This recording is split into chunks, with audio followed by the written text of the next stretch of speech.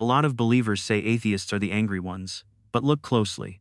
Sometimes all an atheist has to do is exist quietly, and people still react like they've been insulted personally. Not because of what was said, because of what was threatened.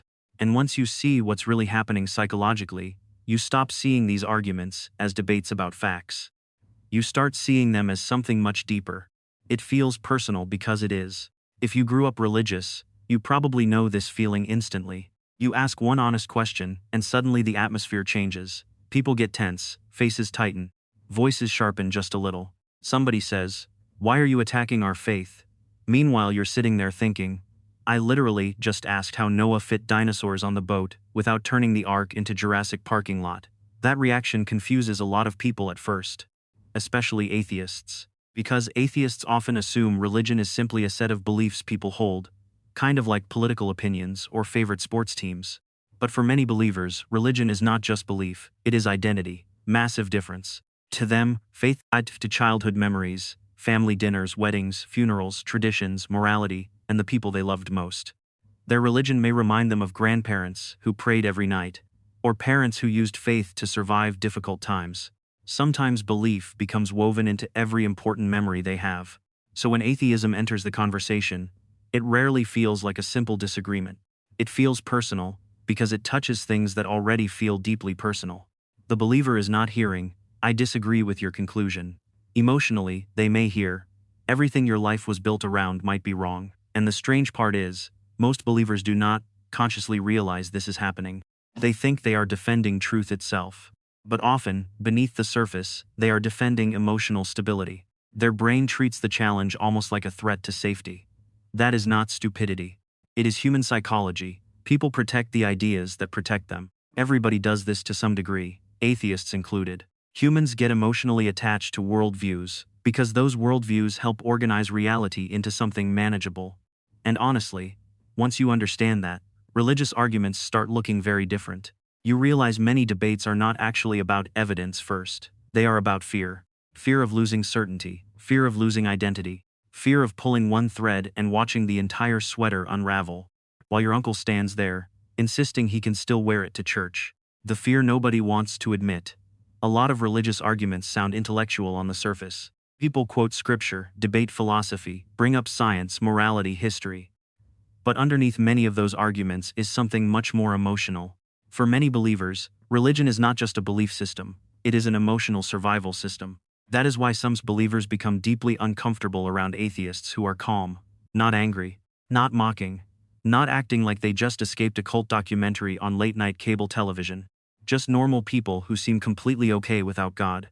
That creates psychological tension immediately. Because many religious people were taught something very specific growing up. They were told that without God, life becomes empty, meaning disappears, morality collapses, death becomes unbearable, everything falls apart emotionally. So when they meet an atheist who is kind, stable, happy, and emotionally grounded, it quietly challenges that entire assumption. And honestly, that can be more unsettling than an angry debate. A screaming atheist is easy to dismiss. People can say, "See? They're bitter." But a peaceful atheist who loves their family, treats people well, and sleeps perfectly fine on Sunday morning without fear of eternal punishment creates a problem the brain cannot solve so easily. Especially if that atheist seems more emotionally secure than the preacher yelling about hell every week, like he's trying to sell extended car warranties before the apocalypse arrives. That creates a crack in the mental structure. Because now the believer has to face a possibility that feels dangerous. What if certainty was never required for a meaningful life? What if humans can create purpose without cosmic supervision, and the human brain hates uncertainty? Seriously, people would rather believe a ridiculous answer than sit comfortably with no answer at all. That is why conspiracy theories explode during uncertain times. That is why failed end-of-world predictions somehow keep getting sequels. That is why some people stay inside broken systems for decades, simply because familiarity feels safer than freedom. Certainty feels emotionally secure, even when it is flawed. And religion often provides certainty in giant industrial-sized containers. Answers for life, answers for death, answers for suffering, answers for morality. But once morality enters the conversation, emotions get even stronger. Because that is where many believers feel the real danger begins. Without God, what stops you? This question appears constantly in conversations about atheism. Maybe you have heard it yourself. Without God, what's stopping you from doing bad things? And honest, that question reveals far more than people realize, because hidden inside it is fear, not genuine curiosity most of the time. Fear. Many believers were raised to think morality comes directly from religion, not alongside it, not before it, from it. They were taught that without divine authority, human beings naturally drift toward chaos. So when someone rejects religion, some believers subconsciously hear something much darker. They hear, "I reject morality itself." That is why atheists sometimes get treated like suspicious neighbors in old sitcoms. You don't go to church? Suddenly Doris next door starts peeking through the curtains like you're running an underground casino and sacrificing raccoons in the basement. But here is the strange part. Most atheists are not rejecting morality. They are rejecting authority claims about morality. Huge difference. And history actually supports this distinction more than people like admitting. Some deeply religious societies defended slavery with scripture. Some defended torture. Some defended child marriage. Some executed people for heresy, while sincerely believing they were doing God's work. Humans can justify almost anything once they become convinced. Heaven signed the permission slip. That realization makes people uncomfortable because it shifts responsibility back onto human beings. No cosmic manager watching every decision. No divine HR department waiting to review your file after death. No invisible scorekeeper floating above your recliner while you secretly eat cookies your doctor told you not to touch. Just humans deciding together what kind of world they want to build. And honestly, that responsibility feels terrifying to many people, because certainty is comforting. Responsibility is heavy. It is emotionally easier to believe morality was handed down from above than to accept that humans must constantly wrestle with ethics, empathy, suffering, and consequences on their own. But the deepest reason believers take atheism personally still has not appeared yet, because now we reach the tribal part. And once human tribal instincts activate, perfectly normal people can start acting very strange. Your brain was built for tribes. Humans like to think they are rational creatures.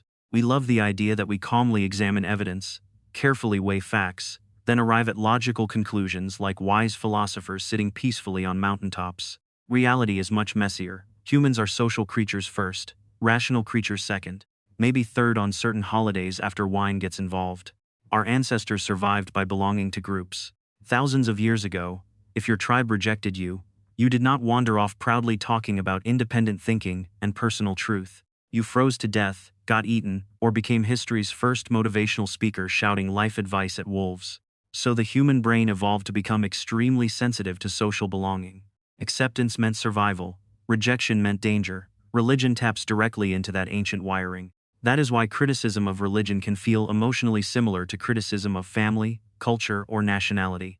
A believer may hear the words, "I disagree with your beliefs," but emotionally their brain processes something much deeper. You are not one of us anymore.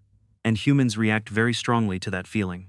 That is also why some believers react more emotionally to atheists than to people from other religions. A Christian and Muslim can debate theology for hours while still sharing one important assumption. Both believe spiritual belief itself is normal and necessary. But atheism questions the structure underneath everything. It is the difference between arguing over which restaurant serves the best food versus asking why everyone keeps insisting the restaurant owner is invisible. Different level of discomfort entirely. Once tribal identity enters the equation, logic often exits through the nearest emergency door holding a tiny suitcase. That is why facts alone rarely change people's minds. Most people do not reason themselves into beliefs carefully from scratch. Usually they inherit beliefs socially through family, community, tradition, and emotional environment. Then afterward, the brain builds logical explanations around those beliefs like decorative wallpaper covering structural cracks. And honestly, older viewers know this already. You have lived long enough to watch intelligent people believe completely opposite things with absolute certainty while yelling at televisions loud enough to frighten nearby pets. But now the conversation becomes uncomfortable for atheists too. Because religious people are not the only humans capable of emotional blindness, tribal thinking, or protecting beliefs that feel connected to identity.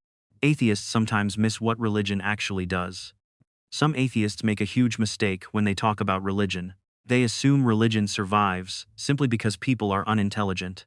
That explanation sounds satisfying for about 5 minutes, then reality completely destroys it. Religious people include scientists, doctors, engineers, historians, mathematicians, and philosophers. Clearly, intelligence alone does not erase belief. If it did, churches would be empty, and university parking lots would look like abandoned shopping malls. So what is really going on? Religion often provides something far deeper than information. It provides emotional architecture, community, ritual, identity, shared purpose, structure during grief, comfort during uncertainty, a framework for suffering, a way to process death without mentally collapsing under the weight of it. That matters far more than many atheists realize, especially for older people, because after enough funerals, existential questions stop being intellectual hobbies. After enough loss, enough hospital visits, enough nights staring at the ceiling at 3 in the morning, wondering how many years are left, questions about meaning become painfully personal. At that stage of life, religion is often functioning less like a science textbook, and more like emotional scaffolding, holding people together. And this is exactly where many internet debates completely fail. One side walks into the conversation discussing evidence, contradictions, historical accuracy, or scientific explanations. The other side walks into the same conversation defending emotional survival, identity, family tradition, and fear of mortality. Those are completely different conversations, pretending to be the same conversation. That is why so many debates feel pointless. One person is trying to win an argument. The other person is trying to protect meaning itself. And honestly, if you do not understand that distinction, you will never fully understand why reactions to atheism can become so emotional. Because when meaning feels threatened, people become defensive fast. Not just religious people either, humans in general. But there is another layer underneath all of this that almost nobody talks about openly: the humiliation factor. Because questioning belief is not only emotionally painful for some people, sometimes it feels humiliating too, and that changes the entire psychological game. Doubt feels humiliating. People do not just fear being wrong. Most people can survive being wrong about a movie, a football game, or whether pineapple belongs on pizza. Humans argue about those things for fun, but beliefs tied to identity are different. People fear what being wrong would mean about their entire life. Think about someone who spent 50 years believing something completely, not casually believing it either, building their routines around it, raising children with it, defending it publicly, organizing morality, relationships, politics, and even grief around it. Now, imagine that person seriously considering the possibility that it might not be true. That is not mild intellectual discomfort. That is emotional earthquake territory. Because suddenly terrifying questions begin appearing all at once. Did I waste part of my life? Did I judge people unfairly? Did I defend harmful ideas because I thought I was righteous? Did I ignore uncomfortable facts because certainty felt safer?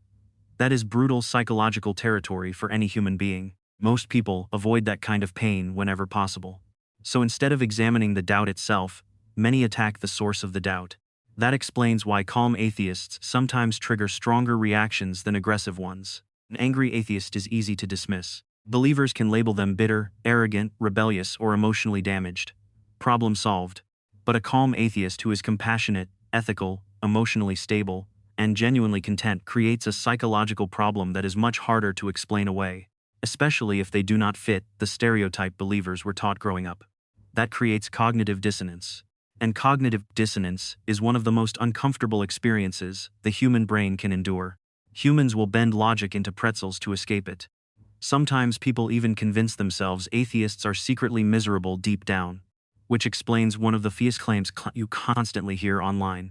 Atheists just hate God, which is philosophically impressive when you think about it. It is basically saying someone is angry at a being they do not believe exists. That is like accusing a man of holding a lifelong grudge against unicorns because one never returned his lawnmower. But underneath the joke is something revealing. Some believers genuinely cannot emotionally process the idea that a person could sincerely not believe. To them, belief feels obvious, natural, almost self-evident. And once you understand that, something important becomes clear. This was never only about religion. It was about identity, certainty, fear, meaning, and the human need to feel psychologically safe. The real battle is about psychological security.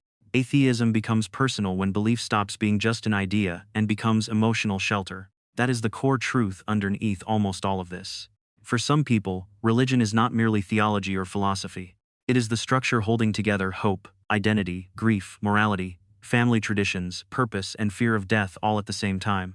That is a massive psychological load for any belief system to carry. Which means when atheism questions religion, believers do not always experience it as an intellectual disagreement.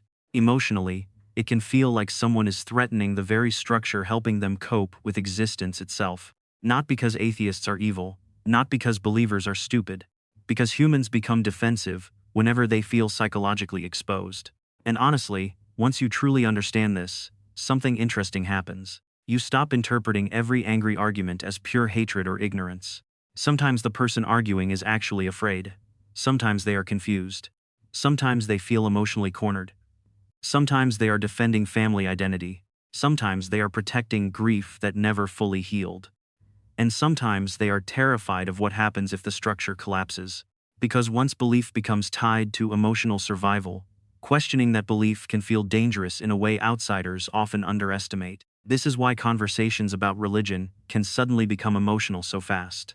1 minute people are discussing ideas calmly. 10 seconds later, Uncle Gary is red-faced at Thanksgiving, explaining why atheists are destroying civilization while accidentally spraying mashed potatoes across the table like a malfunctioning lawn sprinkler. The emotional reaction often seems bigger than the actual conversation, because the conversation is touching something deeper than facts. Psychological security. And weirdly enough, realizing this can actually make discussions less hostile. You stop viewing every believer as irrational or every atheist as arrogant.